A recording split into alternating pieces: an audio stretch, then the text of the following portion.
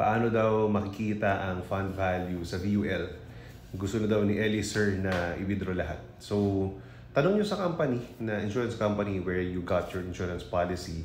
Usually, meron na yung mga online na portals. Yung iba merong app. Diba? So, you just need to create your own account para makita mo na doon, no, yung policy mo. As long as it's updated, you can get a copy of your fund value. Please take note that if you withdraw your VUL nang wala pang 10 years usually, meron niyang withdrawal charges. Alright, so sa first 5 years, malaki. 6 to 10th year, usually sa amin sa AIA, 10%. I don't know other companies kung magkano.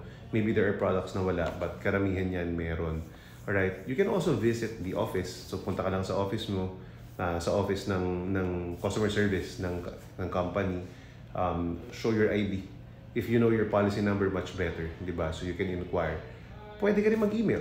So in AIA, you can email, no, customerservice.ph@aia.com. You can email your name, probably your policy number, and then you can inquire, and then pwede kang balikan. Siyempre, mas mabilis lang kung sa app real time or you visit the office, mas masasagot ka mabilis. Kasi sa email, siyempre, it will take time for these customer service people to, attend to your concerns. So that's one thing that you can do. You can also probably call, no? So sa AIA ko konti yung call center namin. Maybe some other companies mas marami. So you can also call, 'di ba? So those are the ways that you can do to check your fund value kung magkano na.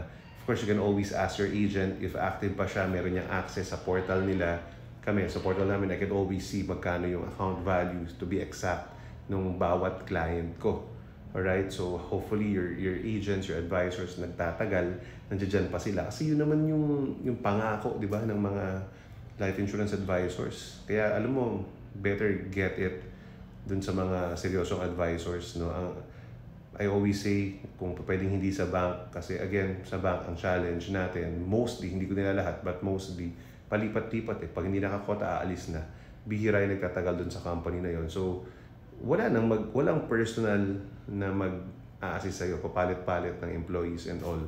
And that's very challenging in this type of business, in this type of industry, in this type of products. High touch very high relationship yung mas important. So good luck!